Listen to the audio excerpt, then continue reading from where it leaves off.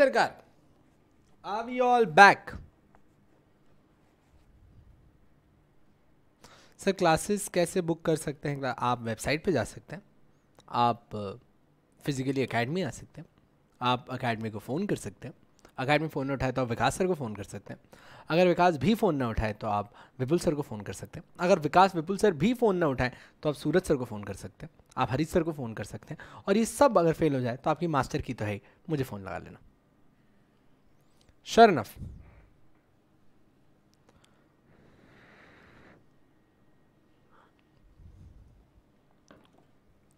जी सरकार। क्या भाई इतने सालों बाद तुम्हें देख के बहुत अच्छा लग रहा है यार, इतने सालों बाद तुम्हें देखकर मतलब जन्नत, मजा आ गया। कहां थे तुम इतने जन्मों से? Back, no competition, okay okay. I would be very clear with you guys for some things before I start this subject and before I tell you. आप लोग की शायद इतनी सेटिंग की आदत ना हो, पर अब आपको पढ़ना पड़ेगा। एग्जीक्यूटिव में हमें थोड़ी सी ज़्यादा मेहनत लगती है, ऑब्वियसली ज़्यादा मस्ती के साथ चलेंगे, बहुत कोशिश करेंगे कि ईजी हो, बट सर सफ़र लंबा है, इसीलिए इस बार हमें थोड़ा ज़्यादा लंबा चलना भी है, और ज़्यादा लंबा चलना है तो ज़्यादा मेहनत लगती है। तो keep your self mentally ready. अभी जैसे फॉर एन एग्जाम्पल आपका 9 बजे एक लेक्चर हुआ, फिर 10 बजे एक लेक्चर हुआ, अब वापस 11 बजे एक और लेक्चर हो रहा है। अब ना सर कभी कभार क्या होता है ना, आपको ऐसा लगता है कि अरे सर यार बहुत ही बैक टू बैक हो रहा है, बहुत ही बैक टू बैक हो रहा है, तो सर थोड़ा धीरे धीरे धीरे।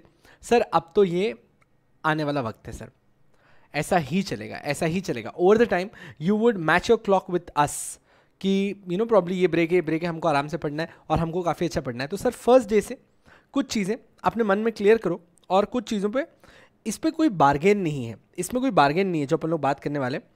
Sir I think hard work has no substitute and it would never have any substitute. Those who say you know I did it smartly, congratulations, but I still feel that hard work scores over it. I would tell you two instances. I was reading a book last night, and in that book what a pretty way he said, well see, there are two kind of people. Let's not talk about the second, let's talk about just first kind. Those who run fast, those who run fast.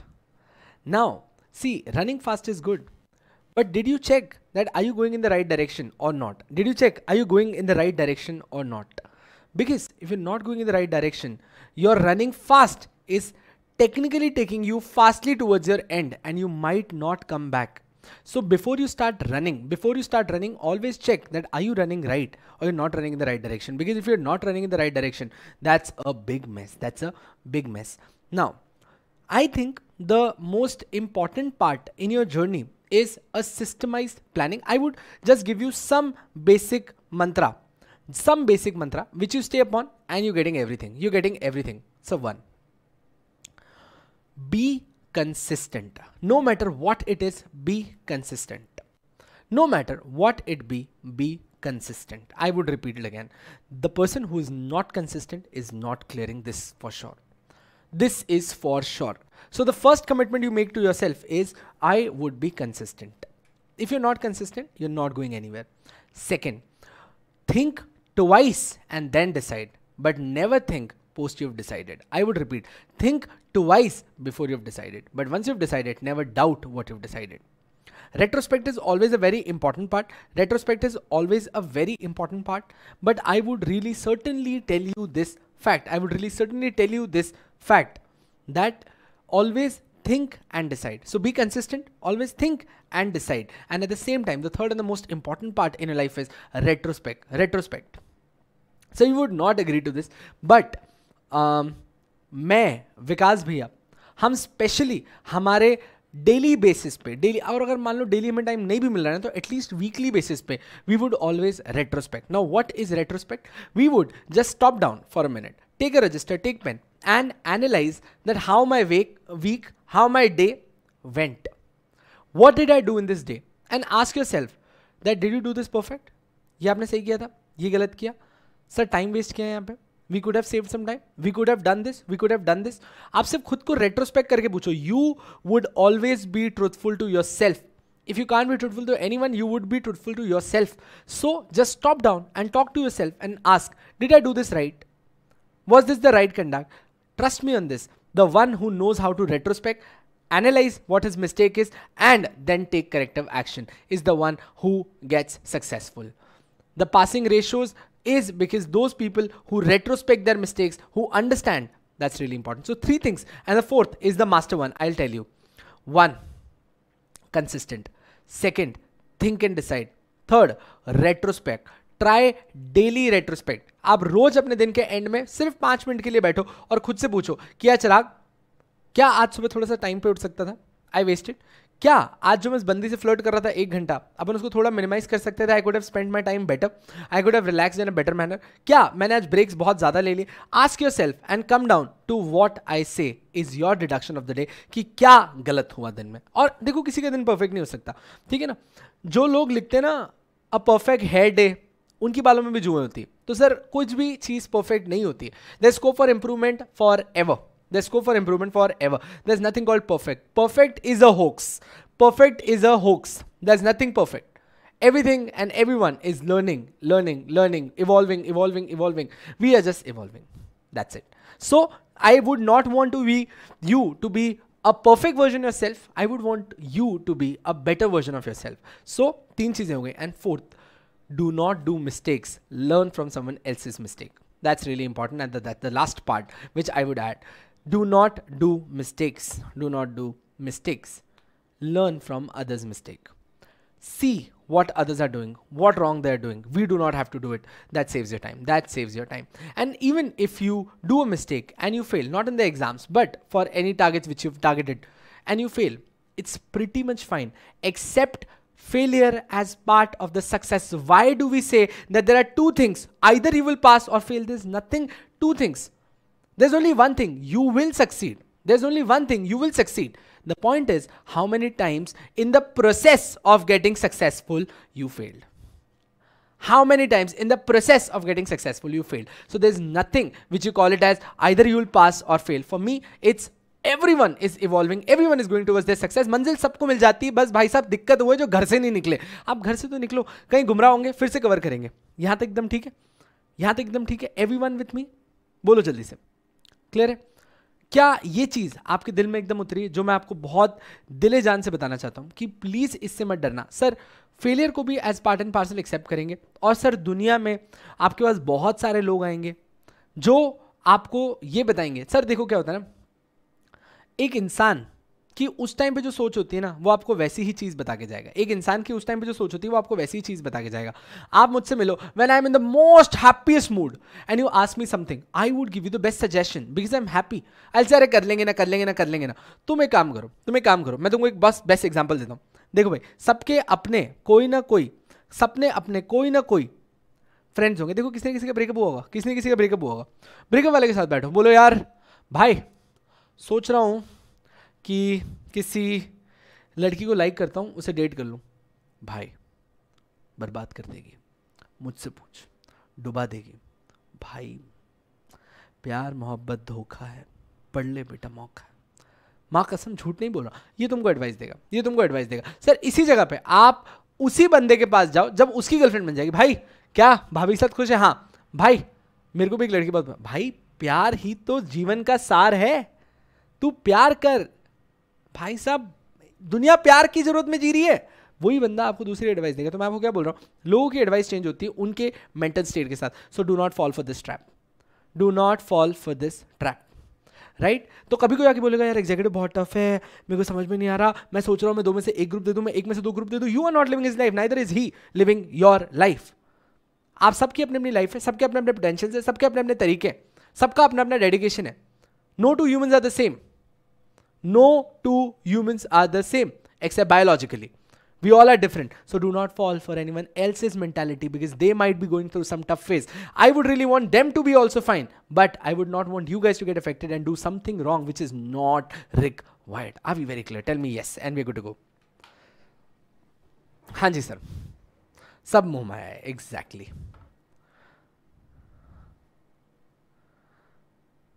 Sir अभी demo के बाद 2 दिन का time मिलेगा ना admission के लिए, सोचने के लिए, प्रिपेयर होने के लिए। तो मतलब सोचने के लिए, प्रिपेयर करने के लिए तुम नहा के मम्मा रेडी हो गए, हेयर ड्राई कर दो, yes everyone please sit, let's think हमें एडमिशन कहाँ लेना है, ऐसे करती हो। अरे डेमोज चल रहे हैं, तुम्हें पसंद आएगा, तुम एडमिशन लोगी, तुम 10 दिन बाद भी एडमिशन लोगी, उससे क्या फर्क पड़ता है। चलो कम बैक नाउ सर।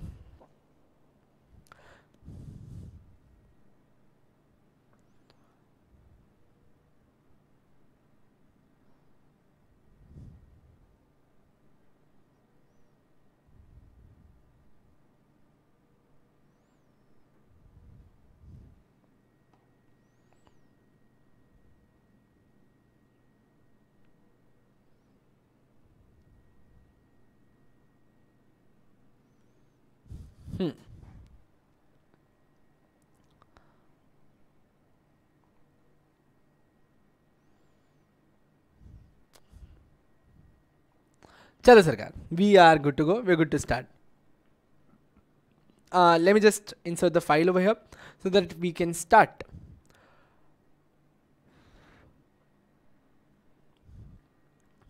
चलेगा. So I believe ये वही सारे बच्चे हैं जो जय जेल में भी एग्जिस्ट करते थे. So I would not be with the introduction and blah blah blah blah blah blah blah stuff, and we can directly jump on to our discussions, and we start with our subject. Sir आज आप हमको क्या सिखाने वाले हो, आप हमको क्या सिखाते हो, वगैरह वगैरह, इन सारे सवालों का और हमारी strategy for this subject let's discuss. ठीक है, नॉलेज बूस्टर 2 मिनट. सर आप हमको क्या पढ़ाएंगे? मैं आपको पढ़ाऊंगा setting up of business entities and its closure. Setting up of business entities and its closure. Sir it's a subjective paper again. Sir it's a subjective paper, 100 marks, minimum passing 40. Group को pass करते वक्त aggregate हमें 50 दिखाना होता है. So minimum is 40, aggregate is 50. And if you learning it from Chirag, do not even think about not scoring an exemption. We would be doing for an exemption. We would be doing for our exemption. ठीक है एकदम. हाँ जी सरकार, बहुत ही बढ़िया, बहुत ही बढ़िया. तो यहाँ पे अपन एग्जाम्शन एंड प्लस पे क्लेम करेंगे. एग्जाम्शन नहीं है तो कुछ मतलब ही नहीं है, एग्जाम्शन नहीं है तो कोई मतलब ही नहीं है, तो मतलब मेरे से बढ़ना बेकार था. जी सर. सुनाओ, अंडरस्टैंड एसबीसी. सर एसबीसी के अंदर मेरे को आपसे क्या चाहिए? एसबीसी के अंदर आपको मेरे को आपसे क्या चाहिए? एक register of 300 pages. Sir, what we'll do, we'll make charts throughout the portions. We'll make charts throughout the portions. Sir, lecture के end के 10 मिनट में होगी answer writing daily, in which we'll cover 4 past papers. 4 past papers. December 20, I'm sorry, जून, ये जो आपका December 2021 होला है, इससे पहले वाले सारे पेपर्स we'll cover. एकदम ठीक है जी प्रिया जी, ज़रूर बताएंगे. पहले मैं आपको आंसर कैसे लिखाऊं जब मेरे को यही नहीं पता कि आपने अभी तक क्या पढ़ा है. अपने आप आंसर लिखाना स्टार्ट कर दो बेटा, तो थोड़ा सा आपको वेट करना पड़ेगा. जी सरकार. हाँ जी, कम बैक ओवर हियर. आप सब लोगों को बहुत बहुत प्रणाम. प्लीज़ आइए. अब सर ये हमारी एक छोटी सी स्ट्रैटेजी जिसकी तरफ हम लोग चलने वाले हैं.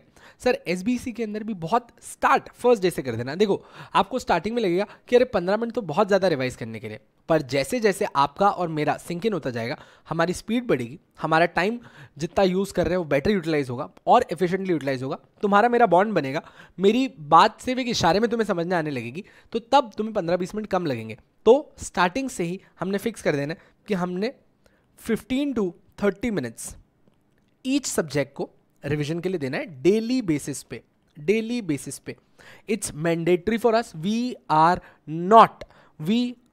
not shifting from this. Are we very clear with this first point? Yes, we are. So, sir, that's my basic strategy for you for SBC. Now, what do you get when you go for your setting up of business entities and closure? You get 2 main books. You get 2 main books. Right? And anything apart from that, you will get into PDF form. जो भी हम कभी भी कुछ भी बनाएंगे. Sure enough? हाँ जी। अब सर आगे आ जाते हैं, अब सर हम आगे आ जाते हैं। सर एसबीसी क्या होता है, अब इसके बारे में बताओ। चलिए सर अब आज का डिस्कशन स्टार्ट करते हैं। अच्छा, I would have told you this again again that why. अच्छा, आपको थोड़ी सेटिंग अप की हिस्ट्री बता देता हूँ।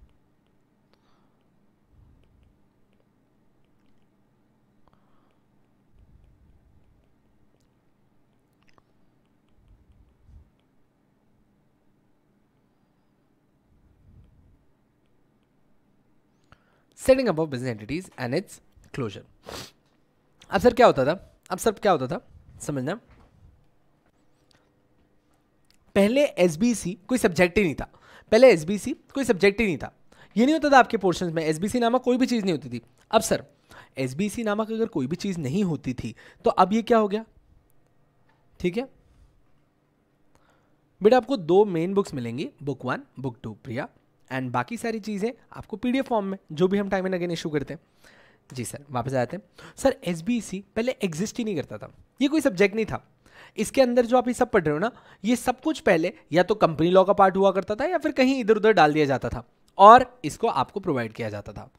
Now sir what they did, they revised their entire module. अब उन लोगों ने क्या किया, कंपनी लॉ के अंदर से बहुत सारी चीजों को बाहर निकाल लिया, जैसे एमओए, एओए क्या होता है, टाइप्स ऑफ कंपनीज या फिर वगैरह वगैरह, कंपनी लॉ से बहुत सारी चीजें रिलेट करके अलग निकाल दिया और उसको एसबीसी के अंदर डाल दिया, उसको एसबीसी के अंदर डाल दिया। So now what I would want to tell you is that company law और एसबीसी भाई बहन है। भाई being company law one of the most strongest और एसबीसी उसकी छोटी बहन है। ये इस ग्रुप का सबसे सिंपल सब्जेक्ट होता है, ये इस ग्रुप का सबसे सिंपल सब्जेक्ट होता है, दैट इज योर एसबीईसी। ये इस ग्रुप का सबसे सिंपल है, इससे सिंपल कुछ नहीं हो सकता, इससे सिंपल कुछ नहीं है। चारों सब्जेक्ट्स में सबसे सिंपल है, सबसे ज्यादा स्कोर इसी के अंदर आता है, सबसे ज्यादा स्कोर इसी के अंदर आता है। मेरा टारगेट होगा कि जेआईजीएल में तुमको इससे ज्यादा स्कोर कराऊं, नहीं भी तो ये सब्जेक्ट हर बार जीतता ही है। वैसे हमेशा इसमें 90s में बच्चे घुस जाते हैं और डेफिनेटली हमारे में से भी बहुत सारे लोग 90s में एंटर करेंगे, भगवान करे सब एंटर करें, बट फॉर श्योर आप इसमें 90s में एंटर करते हो। कमिंग डाउन सर, जब आप बोलते हो setting up of business entities and closure, Chirag sir आप ये सब्जेक्ट क्यों पढ़ा रहे हैं, मतलब is this your forte, is this your interest, have you worked around somewhere around. Sir मैंने आपको उस टाइम भी बताया था, आई वुड रिपीट, मैंने मेरी जब मास्टर्स, जो मेरी 3rd डिग्री थी एलएम, और जो मेरी पीएचडी, इन दोनों के अंदर सिर्फ और सिर्फ कॉर्पोरेट लॉज, इन दोनों के अंदर सिर्फ और सिर्फ कॉर्पोरेट गवर्नेंस, इन दोनों के अंदर सिर्फ और सिर्फ इंसॉल्वेंसी लॉज, इसी के ऊपर प्रैक्टिस करी है और आज भी मेरी थीसिस उसी पे रिवॉल्व करती हैं। एंड इसीलिए हम लोग इसको स्टार्ट करेंगे मेरे साथ। Sure enough sir, company law Vikas भैया, एसबीसी चिराग भैया, दोनों के दोनों बढ़ा देंगे आपको, टेंशन फ्री। आप लोगों ने कुछ भी नहीं करना है, आपने बस एकदम चिल करना है, रोज सुबह पॉपकॉर्न लेके बैठ जाना, हाथ में एक पेन, रजिस्टर। सही कह रहा है, बहुत ही बढ़िया, आई लव यू टू। बस ऐसे चलते रहना है, इसके अलावा आपको कुछ भी और करने की जरूरत नहीं है। कमिंग बैक सर, क्या है setting up of business entities and closures. Sir समझिए, अब क्या है, अगर आप देखें, चलो मैं आपको आपका आज इंस्टीट्यूट की वेबसाइट पे भी लेके चलता हूँ, I think that's really important for you. चलिए सर, अच्छा देखें, ये आपकी इंस्टीट्यूट की वेबसाइट है, ये आपकी इंस्टीट्यूट की वेबसाइट है, जहाँ पे आप देखें तो मॉड्यूल 1, मॉड्यूल 2, मॉड्यूल 3 सब पढ़ा हुआ मिलेगा आपको।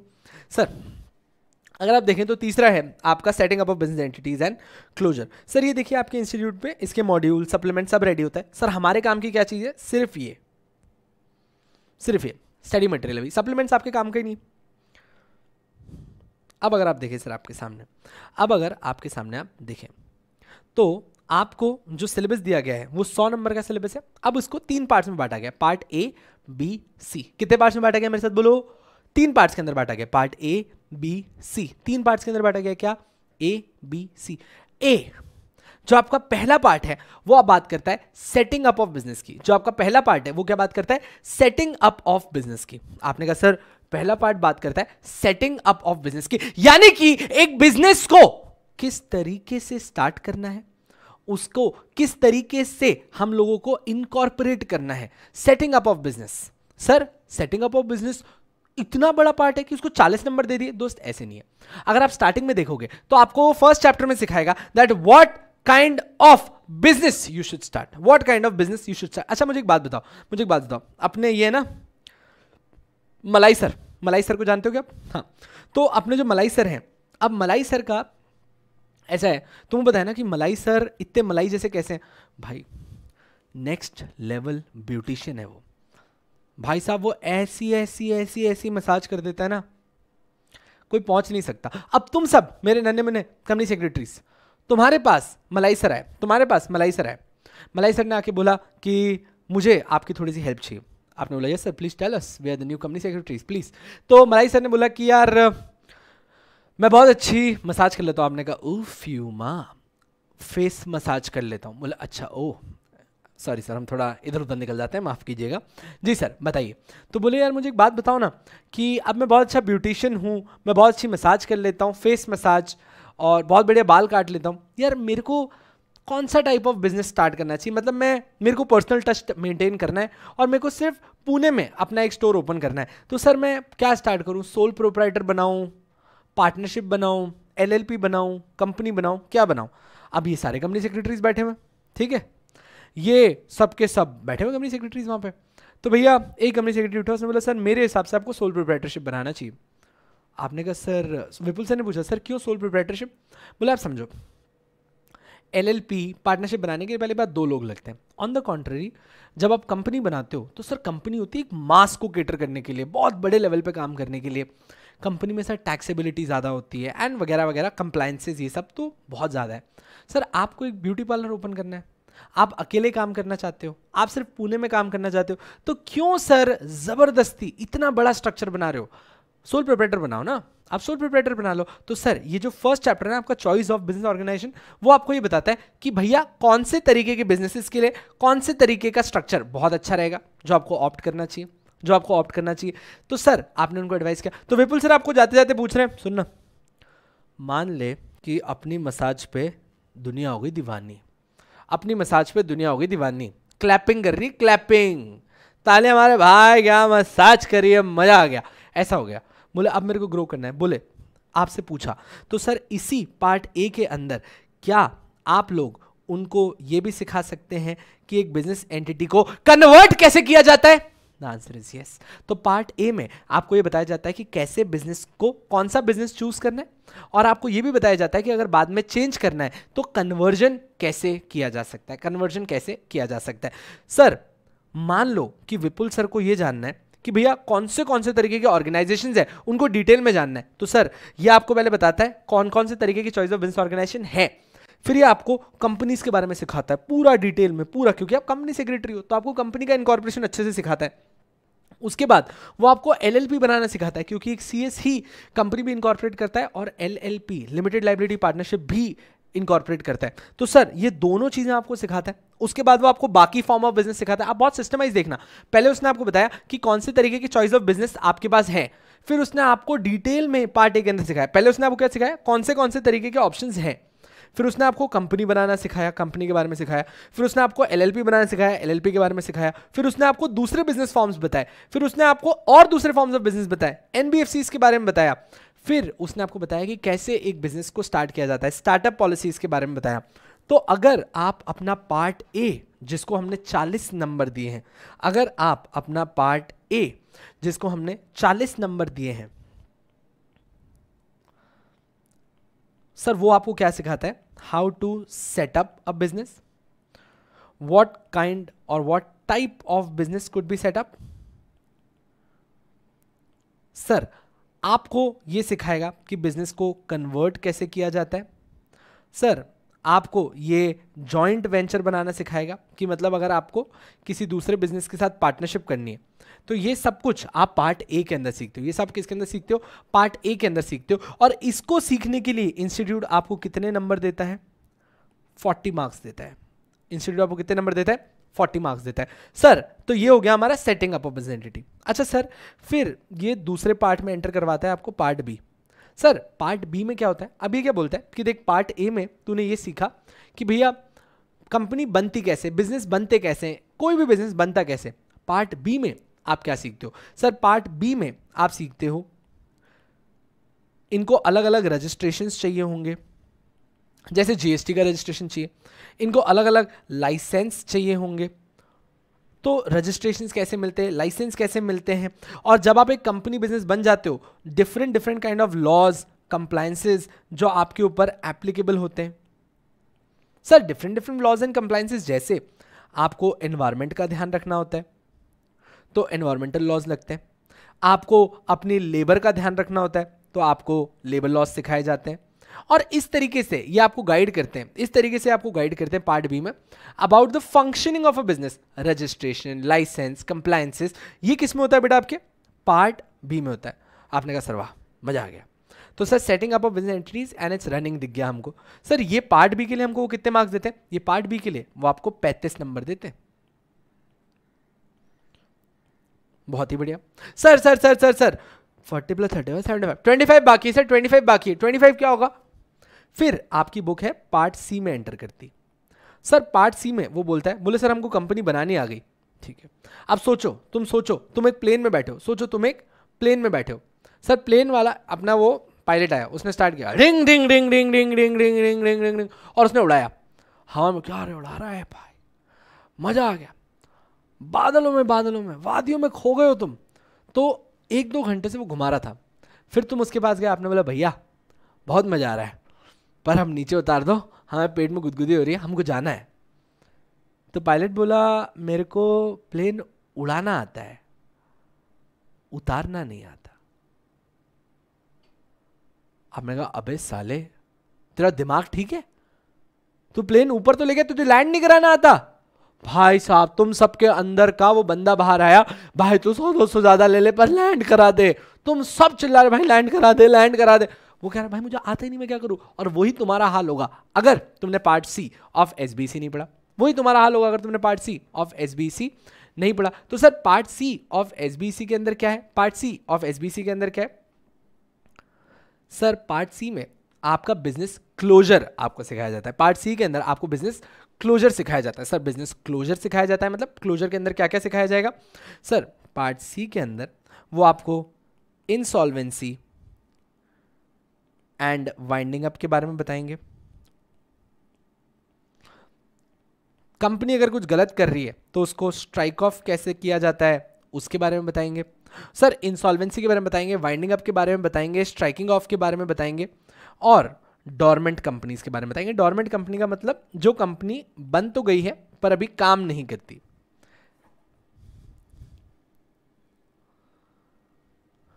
चलिए part C. Sir part C सिर्फ 3 चैप्टर्स के लिए सबसे छोटू सा पार्ट होता है बट वो आपको 25 नंबर 25 मार्क्स देके जाता है। And that's how your entire setting up of business entities and its closure concludes its part of 100 marks of subjective paper. Are we too much into this that what are we going to learn in SBC? बोलो sir, are we too much into this? Are we very clear that what do we learn in SBC?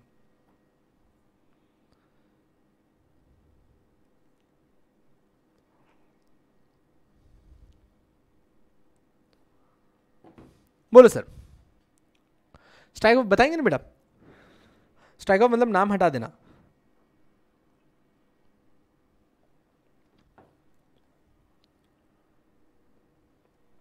हाँ जी, done. Everyone's very clear with this. Everyone's very clear with this. चलो sir. Now, sir, what are we going to deal in this entire part in the start? अच्छा now, many one have this fear and they never do it. सबको, और मतलब even हमारी teaching fraternity ये labour laws से बड़ी irritate होती है। ये लेबर लॉस से बड़ी इरिटेट होती है। उनको लगता है कि यार लेबर लॉस बड़ी बोरिंग होते हैं, बड़ी टाइम कंज्यूमिंग होते हैं, मज़ा नहीं आता। और आपके पार्ट बी का सबसे बड़ा चैप्टर भी है। So I just took it as a challenge. और मैं और विकास भाई जब बैठे थे मैंने कहा कि यार कोई भी ग्लोरीफाइड चैप्टर तो कोई भी दिखा सकता है। मतलब पार्ट बी के अंदर आपके आईपीआर लॉज होते हैं, this is one of the most glorified thing to talk about. मैंने कहा ग्लोरीफाइड चीज़ कोई भी बात कर सकता है। That thing which has been the fear of many, क्यों ना हम उसको डील करें, वो होते हैं आपके लेबर लॉज। सो इसीलिए मैंने पर्पसफुली पार्ट बी का जो सबसे स्लो चैप्टर है मैंने उसी को स्टार्ट करना है डेमोज में, so that you can have a clear idea that अगर सबसे स्लो चैप्टर कैसा होता है तो सबसे बेटर चैप्टर्स कैसे होंगे। जी sir. So that is your labour laws. Now firstly I would want to tell you something at the same time I would be very clear with this. Now understand. अब sir एक बात समझो, पहले से बात करते हैं। जब आप बात करोगे आपके पहले के लेबर लॉज की, आपके पहले क्या होता था? आज से 3 साल पहले चलते हैं, प्रिसाइसली 4 साल पहले चलते हैं। सर क्या हुआ था? पहले के टाइम पे एसबीसी कोई सब्जेक्ट ही नहीं था। तो पहले ग्रुप टू में एक सब्जेक्ट हुआ करता था जिसको आप लोग कहते थे ILGL, that was industrial labour and general laws, ILGL। तो ILGL के अंदर क्या होता था, 70 नंबर के लिए, 70 मार्क्स के लिए ये लेबर लॉज होते थे, ठीक है। 70 नंबर के लिए क्या होते थे, आप लेबर लॉज पढ़ाते थे। क्या पढ़ाते थे, लेबर लॉज। और 30 नंबर पे आप क्या पढ़ाते थे, जनरल लॉज। जनरल लॉज मालूम क्या आता था तुम्हारा, CRPC, IPC, CPC एंड वगैरह वगैरह वगैरह वगैरह वगैरह सब कुछ। तो सर 2 पार्ट्स में होता था पहले ILGL, 70 30। 70 मतलब क्या, आपका लेबर लॉज, और 30 मतलब क्या, आपके general laws. Are we here, yes we are. Sir अब इससे एक लाइन आगे बढ़ते हैं, अब उन लोगों ने क्या किया, ILGL को स्क्रैप कर दिया। और सर ILGL को स्क्रैप करके उन लोगों ने 2 नए सब्जेक्ट्स बनाए, JIGL और SBC। ILGL स्क्रैप हो गया और JIGL और SBC। अब sir JIGL, jurisprudence interpretation general laws, उसमें सब कुछ भर दिया, इनकी बुक हो गई मोटी। अब ये लोग फंस गए कि हम लोग लेबर लॉज कहाँ डालें, बहुत बुरी तरह से फंस गए। इनको भाई प्रेशर आ गया, ठीक है। हाँ, अब क्या हुआ, इन लोगों को आया बहुत जबरदस्त प्रेशर। सर प्रेशर क्या आया, अब समझना, इंस्टीट्यूट जब भी आपको कोई चीज़ पढ़ने के लिए देता है ना, ये उनके हेड से जाके बात करके आते हैं कि क्या आप हमारे कंपनी सेक्रेटरी को वहाँ पे काम करने दोगे। तो भैया लेबर लॉज में तुम रिकग्नाइज लॉयर हो, मतलब अगर लेबर लॉज का कोई डिस्प्यूट है तो तुम जाके आराम से अपनी कंपनी को रिप्रेजेंट कर सकते हो, तुम जाके कंपनी के बिहाफ पे बात कर सकते हो। तो एक चीज़ तो श्योर थी कि इंस्टीट्यूट को तुमको ये पढ़ाना पड़ेगा, अगर नहीं पढ़ाया तो तुम डिस्क्वालीफाई हो जाओगे लेबर लॉज के लिए जाने के लिए। तो इंस्टीट्यूट ने कहा एक काम करते हैं, SBC में पार्ट बी के अंदर लेबर लॉज डाल देते हैं, हमने कहा पर सर वहां क्यों डाल रहे हो, वो तो कॉर्पोरेट लॉज है। कह दिया ना, तो बस कह दिया। तो अमिताभ बच्चन है वो, ठीक है एकदम। बोलो, are we very clear that why are we learning labour laws over here, are we very clear. क्योंकि इंस्टीट्यूट को कोई जगह नहीं मिली, इसलिए उन लोगों ने यहाँ पे उसको लेबर लॉज में ऐड कर दिया। वायरल वीडियोस कह रहे हैं सर अब अच्छा नहीं पढ़ा रहे। वायरल वीडियोस कहाँ से बिक के आई है लड़की, मुझे एक बात बता, मैंने तो अभी तक पढ़ाना स्टार्ट ही नहीं किया, तुम समझ रहे हो। तुम्हारे जैसे लोग क्या करते हैं, तुम्हारे जैसे लोग घर की बहू बनते जाके, फिर वहां पे घर की बहू बनते कहते हैं मम्मी जी मुझे प्यार ही नहीं करती। अबे मम्मी घर में ही नहीं तो तुझे प्यार कैसे करेगी, पर मम्मी जी मुझे प्यार नहीं करती। बेबी सुन तो लेता, मतलब तू चाहे कुछ भी करे पर एटलीस्ट लेक्चर तो सुन लेता, उसके बाद बोलता। अभी तक तो मैंने सिर्फ ये बोला था कि SBC में चैप्टर्स होते हैं, अब तू मुझे नहीं, तू तो इंस्टीट्यूट को बोल रहा है कि आप अच्छा पोर्शन नहीं बनाते। तो तुम्हारी जैसी औरतें, मुझे लगता है तुम्हारे लिए एक छोटा सा मैंने एक एक्सरसाइज बनाई है, बहुत ईजी हो जाएगा तुम्हारे लिए। तुम क्या कर सकते हो, पानी में है, एक बाल्टी में पानी भर, फिर तू शीर्षासन कर और 15-20 मिनट उधर ही शीर्षासन करके रख, तेरे को इतना रिलैक्स फील होगा, थोड़ी देर में तू हल्का होकर तैरेगा, ठीक है एकदम। तो ऐसा लोगों के साथ क्या होता है ना, कोई फायदा नहीं दोस्त। अभी देख मैं क्या बता रहा हूँ, अब तू क्या करेगा, तू यहाँ से निकलेगा, फिर तू दूसरे चैनल पे जाएगा, और मैं बताता हूँ तू कौन है, जो एग्जीक्यूटिव 8 9 10 12 15 16 17 18 20 25 बार फेल हो चुका है या होने वाला है। फिर तू जाएगा दूसरे चैनल पे, अब तू दूसरे को जाके बोलेगा कि वहाँ तो कचरा हो गया, चलो दूसरी तरफ लाइमलाइट लेते हैं। जिसका अपना इतना नहीं दिमाग कि अपना नाम रखा है वायरल वीडियोस और तुम्हारे 2 सब्सक्राइबर है, तो जीवन में अपन क्या ही अच्छा कर पाएंगे। जी सर, आ जाए वापस से। तो viral videos, thank you so much for giving me a relaxation, ताकि मैं थोड़ा चिल कर पाया। मैं अब थोड़े मेरे रोस्ट मोड पे आ पाया। साले जानता नहीं मेरे बारे में है, और नहीं तो क्या भाई साहब, तू और किसी ने तो चिराग के साथ डील कर रहा है, अपनी वाली पे आ गया ना भाई साहब, घर पे कंफ्यूज हो जाएगा, पंखा चलाना है कि लटकना है, तो अपने रास्ते आ जाओ बेटा, आ जाओ सर। सर वो ही है या शी है, कंफर्म नहीं है। अरे वो कुछ है, ये कहाँ से कंफर्म करें अपन, ठीक है, आ जाओ सर। सर वापस आ जाते। अब सर एक वक्त आ गया हमारा ये पार्ट स्टार्ट करने का, चलिए सर।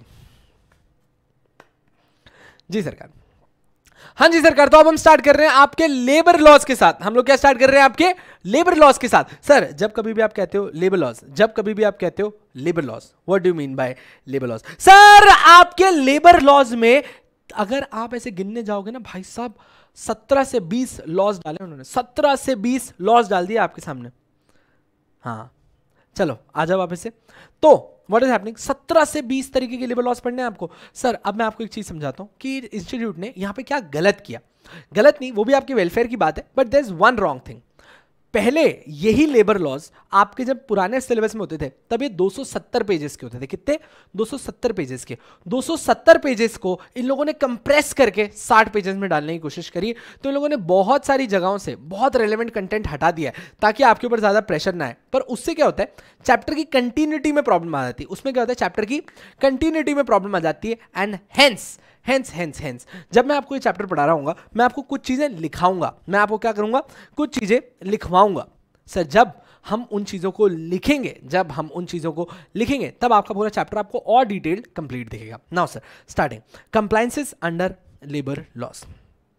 सर सबसे पहले अपन क्या पढ़ने जा रहे हैं, जल्दी से बोलो, फैक्ट्रीज एक्ट 1948। सबसे पहले अपन क्या पढ़ने चल रहे हैं, फैक्ट्रीज एक्ट 1948। सर आजादी कब मिली थी, 1947 में मिली थी। 1948 में हम लोगों ने बोला भैया लेबर के साथ हो रहा है बहुत गलत, सर 1948 के अंदर अपन ने बोला कि भैया जो वर्कर्स एक फैक्ट्री के अंदर काम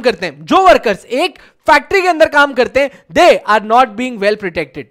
तो अब एक जरूरत है लॉ बनाने की उन फैक्ट्रीज के अंदर वहां के लेबर को प्रोटेक्ट करने के लिए, आपने कहा सर एक बात पूछें, ऐसा थोड़ा सा हमारे दिमाग में एक क्वेश्चन है, जल्दी से एक छोटा सा क्वेश्चन है सर, फैक्ट्रीज एक्ट 1948 में लेबर के लिए क्या लॉस बनाओगे। सर सबसे पहले हम इस एक्ट में ये बताएंगे कि कौन सी चीज फैक्ट्री है, कौन सी चीज फैक्ट्री नहीं है। तो फैक्ट्रीज एक्ट 1948 में हम सबको पहले सीखना है कि भाई फैक्ट्री होती क्या है, और फिर हम उस फैक्ट्री के ऊपर रूल्स लगाएंगे कि कैसे आपको अपने लेबर का ध्यान रखना है। आपने कहा सर एक छोटी सी बात पूछे, क्या फैक्ट्री कैसे ध्यान रखेगी, क्या फैक्ट्री जाके सर पे हाथ पुचका रहे, आय हाय हाय लेबर ने काम किया है, नहीं, सुनना आराम से। फैक्ट्रीज एक्ट 1948 में हमने बोला कि मान लीजिए कि अगर आपके पास 150 वर्कर्स हैं, तो there is a great chance कि यहां पे कोई मिस हैपनिंग हो सकती है, there is a great chance कि यहां पे किसी को चोट लग सकती है। तो भैया ये लॉ कहता है कि अगर आपका 150 से ज्यादा वर्कर्स हैं तो आपको फर्स्ट एड फैसिलिटी रेडी करके रखनी है, आपने कहा ओके मोर। अगर आपके पास 150 से ज्यादा वर्कर है तो आपको एक एरिया बनाना है फॉर सिटिंग, जहां पे लोग आराम से बैठ पाए, खाना वाना खा पाए, रेस्ट कर पाए, बातें कर पाए। आपने कहा ओके। अगर आपके पास 250 से ज्यादा वर्कर्स हैं तो आपको उनको कैंटीन बना के देनी पड़ेगी, जहां पे वो आराम से जाके कुछ बाय करके खा पाए, बैठ पाए, बातें कर पाए। आपने कहा बहुत ही बढ़िया। अच्छा एक चीज जो मजदूरों में बड़ी कांस्टेंट होती है, भाई साहब मुंह में रजनीगंधा कदमों में दुनिया। ओके हो सकता है कि वो रजनीगंधा ना खाते हो, विमल खाते हो सकता है विमल ना खाते हो, मानिकचंद खाते हो, या फिर आरएमडी खाते हो, पर आपको मजदूरों में एक चीज कांस्टेंट मिलेगी, रास्ते चलते चलते थूकते रहेंगे। भाई साहब वो पेंट कर सकते हैं पिचकी करके, हाँ वो पिचकी करके पेंट कर सकते हैं पूरी दीवार है। तो ये बहुत बड़ी प्रॉब्लम है मजदूरों की। तो फैक्ट्रीज एक्ट बोलता है कि देखिए इधर उधर थूकेगा, औरतें भी हैं वहां पे, बच्चे भी हैं वहां पे, बीमार हो सकते हैं लोग, बीमारियां हो सकती। तो फैक्ट्रीज एक्ट को ये काम करना चाहिए कि वो स्पिटून्स बनाए, मतलब थूकने के लिए एक जगह बनाए ताकि यहां वहां गंदगी ना हो। बहुत ही सही बात है सर। अगर आप फैक्ट्रीज की तरफ देखोगे ना, बहुत बुरी गंदगी कर देते हैं, मतलब फैक्ट्री को इतना गंदा रखते हैं, साफ सफाई नहीं होती। फैक्ट्रीज एक्ट 1948 फैक्ट्रीज को बोलता है कि साफ सफाई मेंटेन कराओ। सर मैं आपको यहां तक की बात बताऊं, और ये फैक्ट है, अगर आप में से किसी की कोई जान पहचान वाले या तो किसी फैक्ट्री के ओनर है या फैक्ट्री में काम करते हैं, सुपरवाइजर हैं, कुछ भी है, आपको भी पूछ के देखना। फैक्ट्रीज में पहले के टाइम पे मालूम क्या होता था, बाथरूम्स ऐसे कहीं रोड साइड ओपन बना देंगे, एक पर्दा लगा देंगे कि वहां जाके बाथरूम्स यूज कर लो। फीमेल्स के लिए भी इतने अनप्रोटेक्टेड बाथरूम्स जिसकी कोई हद नहीं है, दैट्स नॉट राइट। एक थोड़ा सा सैनिटेशन होना बहुत जरूरी है, एक थोड़ी सी साफ सफाई होना बहुत जरूरी है। सर बाथरूम कैसे भी छोड़ रखें, ठीक है। अच्छा सर वाटर फैसिलिटीज, सर जिस चीज से आप हाथ मुंह धो रहे हो, कुछ और धो रहे हो, वही चीज वही पानी आपके पीने के लिए भी है, आपको नहीं लगता भाई वो मजदूर है पर इंसान है, जानवर नहीं जिस तरीके से आप उसको ट्रीट कर रहे हो। तो सर फैक्ट्रीज एक्ट 1948 फैक्ट्री को बताता है कि जब आप वर्कर्स रखते हो तो आप वर्कर्स को इंसान तो समझो। ये कुछ बेसिक चीजें हैं जो आपको उसको देनी चाहिए, और वैसे फैक्ट्रीज एक्ट 1948 बना, और उसी चीज के लिए फैक्ट्रीज एक्ट 1948 हमको पढ़ना है। सर हमको फैक्ट्रीज एक्ट क्यों सिखाया जा रहा है? आप किसी कंपनी में लेट्स से उस कंपनीज की मल्टीपल फैक्ट्रीज है जहां काम चल रहा है, कल अगर लेबर ने स्ट्राइक कर दी, कल अगर लेबर ने स्ट्राइक कर दी तो किसको बुलाएंगे? हाँ जी दिशा जी आइए, कोमल जी आइए, सूरज जी आइए, ईशानी जी आइए, and all my company secretaries हुआ देयर। आपको अपनी अपनी कंपनीज बुलाएंगी कि यार लेबर ने स्ट्राइक कर दी है, क्या करना चाहिए, कैसे करना चाहिए। तो आप पूछोगे क्यों स्ट्राइक करिए, वो बोलेंगे अरे यार बिल्कुल गलत बात कर रहे हैं यार, वो कह रहे हैं कि ये चाहिए ये चाहिए ये चाहिए। तो आप पहले अपनी कंपनी को एडवाइस करोगे कि सर कायदे से जो वो मांग रहे हैं वो सही है या गलत है। फिर आप लेबर के पास जाओगे कंपनी की तरफ से, because you are the face, आप उनसे बात करोगे कि हम क्या पॉसिबल सोल्यूशन ला सकते हैं। सर जब आपको लेबर लॉस पता ही नहीं होंगे तो घुइयां के खेत में जाओगे क्या नेगोशिएशन करने? इसीलिए ताकि आप कंपनी को बेटर सर्व कर पाए, लेबर्स की प्रॉब्लम्स को समझ पाए, लेबर लॉस को समझ पाए, और अगर कंपनी कभी ऐसी प्रॉब्लम्स में आती है तो आप उन्हें बाहर निकाल पाए। You are learning your labour laws. बोलो सर समझ में आया क्या?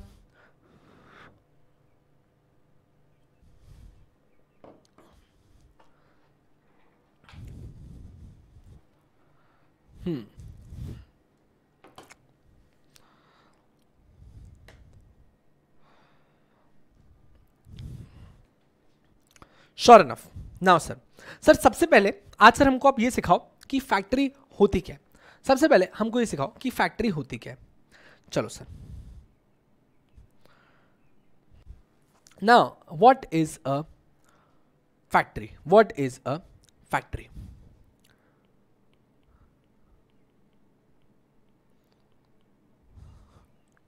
What is a factory? Let's understand this. चलो बहुत स्लोली एंड स्टेडली चलना, बस समझते हुए चलना है अपने। Factory is any premises. Sir मैंने क्या लिखा? Factory is any premises. बहुत ही बढ़िया। wherein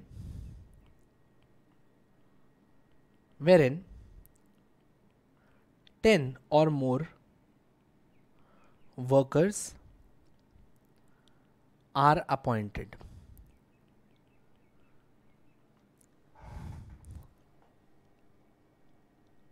ठीक है, चलो आ जाओ। So now any premises wherein 10 or more workers are appointed on any day in the preceding 12 months। Sir पिछले 12 महीने में अगर किसी एक दिन भी आपके पास 10 या 10 से ज्यादा वर्कर्स थे, डेफिनेशन को ध्यान देना, कंक्लूजन बाद में करेंगे, इंटरप्रिटेशन बाद में करेंगे, पहले मेरे साथ लिखो, पहले मेरे साथ लिखो, ये बहुत जरूरत है। Any premises wherein 10 or more workers are appointed on any day in the preceding 12 months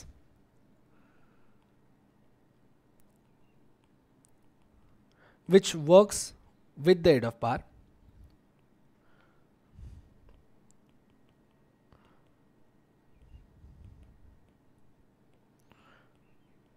मतलब वो फैक्ट्रीज जो पावर का इस्तेमाल करती है, मतलब इलेक्ट्रिसिटी का, कोई रिसोर्सेज का, जिससे कोई जनरेट होता है पावर। तो अगर आप with the aid of power काम करते हैं, मशीन्स हैं आपके पास, और आपके पास 10 वर्कर्स थे, या फिर और wherein 20 or more workers without the aid of power, without the aid of power. Sir handloom, अब ये ऐसी इंडस्ट्री यहां पे अपन पावर इस्तेमाल ही नहीं करते। हाँ ये लिखना है, हैंडलूम, हम ऐसी इंडस्ट्री जहां पावर इस्तेमाल ही नहीं करते। तो ये क्या बोल रहा है? फैक्ट्री का मतलब होता है any premises wherein 10 or more workers are appointed which are working with the aid of power, और wherein 20 or more workers are appointed without the aid of power. And manufacturing process is done in that factory, in that premises। पहले पूरा detail लिखो। हाँ sir लिखना क्या है, हम अभी कॉपी, बेटा कहीं पे भी रफ नोट बना ले, एक पेन तो होगा ना अपने पास। जी सर, जी sir. Any premises wherein 10 or more workers are appointed on any day in the preceding 12 months with the aid of power में जो काम कर रहे हैं, 20 or more workers without the aid of power, and manufacturing process is taken in that premises. Sir इसको अपन क्या बुलाते हैं? फैक्ट्री बुलाते हैं। मुझे अभी आपसे कुछ भी इंटरप्रिटेशन नहीं चाहिए, स्लोली एंड स्टेडली सुन ला। अच्छा, एंड में इसी चार्ट को बहुत छोटा सा बनवा के दूंगा और देखना खटाक से 1 ही मिनट में याद करने वाला होगा। पर पहले अपन समझते हैं। सर सबसे पहला वर्ड हमने इस डेफिनेशन में क्या यूज किया? सबसे पहला वर्ड हमने इस डेफिनेशन में क्या यूज किया?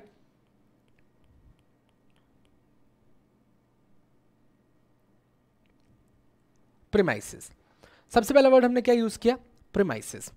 अब सर जब आप कहते हो एनी प्रीमाइसेस, जब आप कहते हो एनी प्रीमाइसेस, सर प्रीमाइस का मतलब क्या होता है? सर प्रीमाइस का मतलब क्या होता है?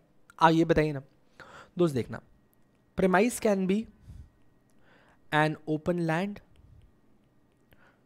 And premise can be a building on that land. Sir premise एक खुली जमीन भी हो सकती है and it could be a building on that land. अच्छा, अब आप सबके मन में एक सवाल आएगा, आप सबके मन में सवाल आएगा, ठीक है? 2 मिनट शुभम, 2 मिनट। इंग्लिश गलत है but I just come back here. इधर आओ।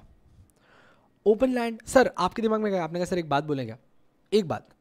सर ओपन लैंड को आप कैसे प्रीमाइसेस बोल रहे हो? ओपन लैंड को आप कैसे प्रीमाइसेस बोल रहे हो? आप बताओ ना सर, ये प्रीमाइस कैसे होगी? ओपन लैंड प्रीमाइस थोड़ी होती है, उसको बंद ही नहीं किया है। चलिए एक एग्जांपल लेते हैं ताकि आपको समझ में आएगा, आपको समझ में आएगा, ठीक है? अब देखें सर, ये वाटर है, यहां पे ये पूरा सी है और ये लैंड है, ये लैंड है। अच्छा मेरे को एक बात बताओ, नमक कहां से आता है? नमक कहां से आता है? सॉल्ट कहां से आता है? प्लीज टेल मी, सॉल्ट कहां से आता है? सी वाटर से? व्हाट डू यू से? सॉल्ट सी वाटर से आता है? आता है सर। तो सर एक बात समझो, जब जब यहां पे सी वाटर है तो यहीं पे कंपनीज क्या करती हैं? अपना प्लांट सेटअप कर लेती हैं, ओपन लैंड पे अपना प्लांट सेटअप कर लेती है। तो ये लोग क्या करते हैं? गवर्नमेंट से परमिशन ले लेते हैं, ये लोग गवर्नमेंट से परमिशन ले लेते हैं कि इस ओपन लैंड पे हम लोग सॉल्ट का काम करेंगे, सॉल्ट इज एसेंशियल, तो हमको जगह दे दो। तो भाई गवर्नमेंट उनको अलॉट कर देती है कि आप इतनी लैंड का इस्तेमाल कर सकते हैं और यहां पे जो पानी आ रहा है आप इसमें से सॉल्ट एक्सकवेट कर सकते हैं, निकाल सकते हैं। अब एक बात बताओ, क्या यहां से लोग सॉल्ट जो बना रहे हैं फैक्ट्री वाला ही काम है? You are manufacturing something. तो सर यहां पे लॉ में एक जजमेंट आया, इन्होंने क्या बोला कि एक ओपन लैंड भी प्रीमाइस हो सकती है, एक ओपन लैंड भी प्रीमाइस हो सकती है। ऐसी जरूरत नहीं है कि अच्छा आप समुद्र के पास में बिल्डिंग तो नहीं बनाओगे ना, ढह जाएगी 2 दिन में। तो इसीलिए बोला गया कि प्रीमाइस एक ओपन लैंड भी हो सकती है। सब बोलो, दिल में उतरी क्या, मगज में आया क्या? बोलो हाँ, यस सर। तो सर प्रीमाइस एक ओपन लैंड भी हो सकती है, इसमें कोई दिक्कत नहीं है, और एक बिल्डिंग भी हो सकती है, दोनों अलाउड है, दोनों अलाउड है। Yes sir. तो फर्स्ट बात सही बात है, फर्स्ट बात इज एकदम दिल में उतरी हुई बात, एकदम भाई साहब जहन में डीएनए तक गई है, that factory means any premise. Premise open land भी हो सकती है, प्रीमाइस एक बिल्डिंग भी हो सकती है। परफेक्ट है, यस सर। अब सर अब ये क्या बोल रहा है कि चलो अपन इसको छोटे में स्टार्ट करते हैं। Any premise, any premise. अब देखो इसको ऐसे लिखना, wherein 10 or more workers with the aid of power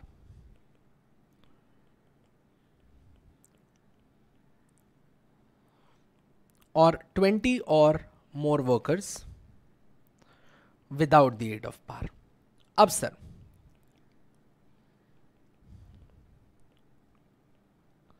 sir जाहिर सी बात है, अगर आपकी factory with the aid of power है, मतलब मशीन्स यूज कर रही है, इलेक्ट्रिसिटी यूज करती है, नेक्स्ट दूसरे कंट्री के रिसोर्सेज यूज कर रही है टू प्रोड्यूस समथिंग, तो ऑब्वियसली जब आपके पास मशीन्स हैं, आपके पास पावर है, तो कम वर्कर्स हुए तब भी आप बहुत सारा काम कर सकते हो। यस, तो उन्होंने क्या बोला कि वो प्रेमाइसेस जो with the aid of power काम करती है, वो प्रेमाइसेस जो with the aid of power काम करती है, और वहां पे अगर 10 वर्कर भी हुए, वहां पे अगर 10 वर्कर्स भी हुए, वहां पे अगर 10 वर्कर्स भी हुए तो आप फैक्ट्री की तरफ जा रहे हैं। अब सर सुनना, जब मैं बोलता हूं ना 10 or more workers, 10 or more workers, sir ये ऐसा बोल ही नहीं रहा है कि 12 के 12 महीने आपके पास 10 वर्कर्स होने चाहिए। ये बोल रहा है कि प्रीसीडिंग 12 महीने में, पिछले 12 मंथ्स में अगर किसी एक दिन भी तुम्हारे पास 10 या उससे ज्यादा वर्कर्स हो गए तो आपको खुद को क्या बोलना पड़ेगा और कैसे रजिस्टर कराना पड़ेगा?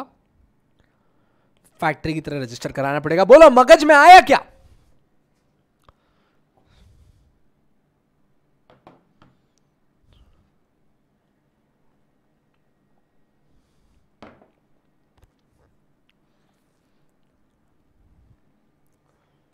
यस सर आया। सुनाओ, वापस से अपनी चार्ट पे आते हैं। Factory means any premise wherein 10 or more workers are working with the aid of power। यही आपकी डेफिनेशन है, ऐसे ही लिखना है। Factory means a premise wherein 10 or more workers are working with the aid of power, और 20 or more workers are working without the aid of power, and some manufacturing process is being carried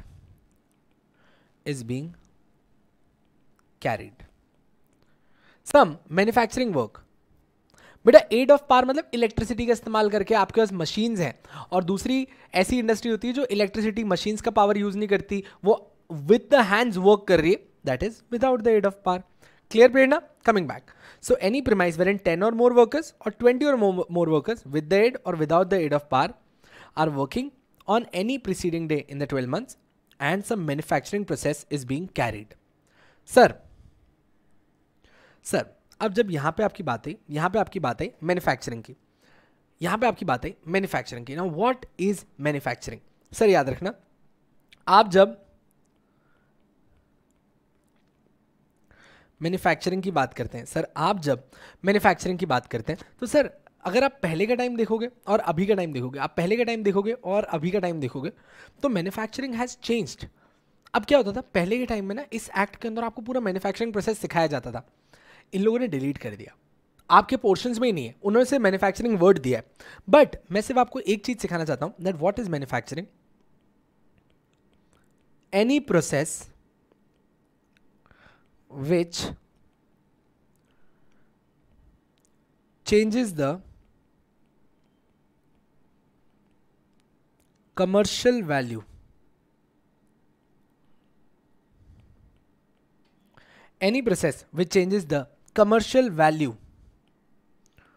of the, वापस देखना, any process which changes the commercial value of the product is a manufacturing। तो कोई भी process जिससे आपकी value change होती हो वो मैन्युफैक्चरिंग प्रोसेस है। वो क्या है? मैन्युफैक्चरिंग प्रोसेस है। Yes MIT, wait for a minute. Now sir, क्या यहां तक सब लोगों को एकदम डेफिनेशन क्लियर है क्या?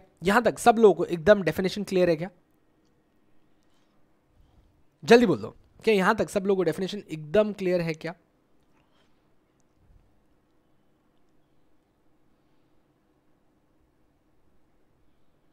यस सर, डेफिनेशन एकदम जबरदस्त तरीके से क्लियर है।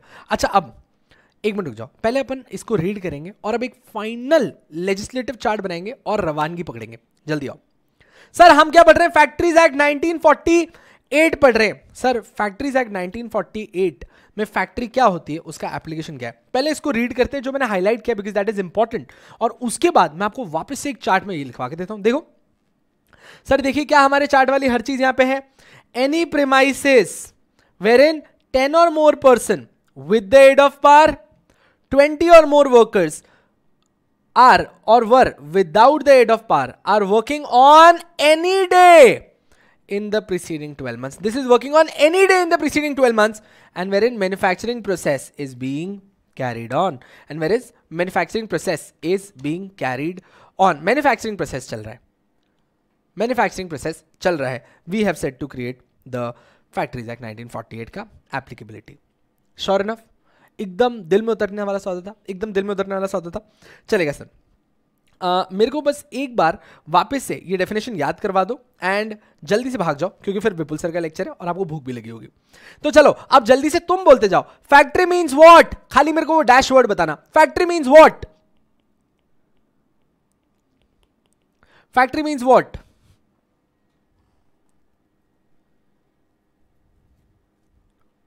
बहुत ही बढ़िया यार, एनी प्रीमाइस, बहुत ही बढ़िया सर। सबको पता है प्रीमाइस का मतलब क्या होता है, हम लोग को ज्यादा क्लैरिटी से चलना है, जितना दिया नहीं उससे ज्यादा पढ़ के चल रहे हैं। Sir factory means any premise.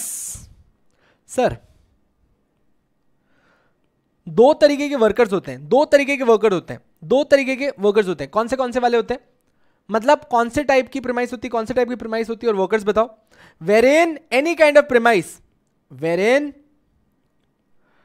10 or more workers. अच्छा अगर 10 और मोर वर्कर्स हैं तो ये क्या है, with the aid of power है कि without the aid of power.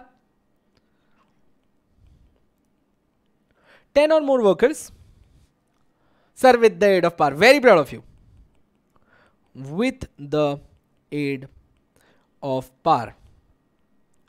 या फिर बहुत ही बढ़िया 20 or more workers, 20 or more workers without the aid of power।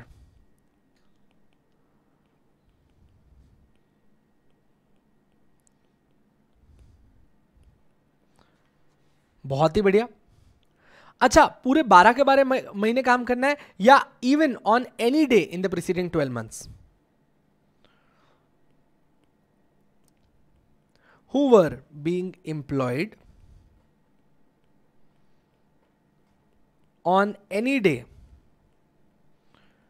in the preceding 12 months, who being appointed on any day in the preceding 12 months। और last चीज क्या जरूरी है, इसको फैक्ट्री बोलने के लिए लास्ट चीज की क्या जरूरत है, लास्ट चीज बता दो and we done. So factory means any premise wherein 10 or more workers are working with the aid of power, 20 or more workers working without the aid of power, who were being employed on any day in the preceding 12 months and wherein, बहुत ही बढ़िया यार, manufacturing process was being taken, was being done।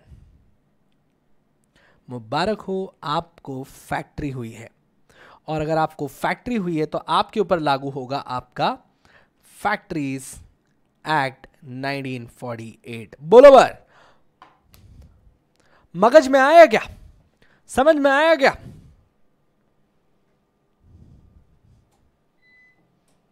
चलिए sir, so with this I come down to an end of my today's discussion. I hope that you guys enjoyed this lecture. I hope that you guys liked the lecture. Do like this video, do share this video, and do comment on this video. It's really important. Do let me know in the comment section that which part of the lecture was the most interesting and you liked the part and you're taking with you. I hope that this session gives you some knowledge and the upcoming sessions gives you more and more and more and knowledge. It's infinite. Knowledge is infinite. Let's learn. Let's keep on learning. Because of you, I learn. Because of me, you will learn. So it's a give and take process. Obviously, I'm not going to pay you fees for that. तो ऐसे ही याद हो गया क्या? समझ में आ गया, charge बन गए। That's how we're going to go with SBC. So thank you so much for today's lecture, ladies and gentlemen. This side is Chirag. I'm saying signing off just for today, not forever. I'll see you again in the next lecture. तब तक के लिए हाथ धोते रहिएगा, मुंह धोते रहिएगा, और जो को धो सकते धो लीजिएगा। जय हिंद, जय महाराष्ट्र, बाय।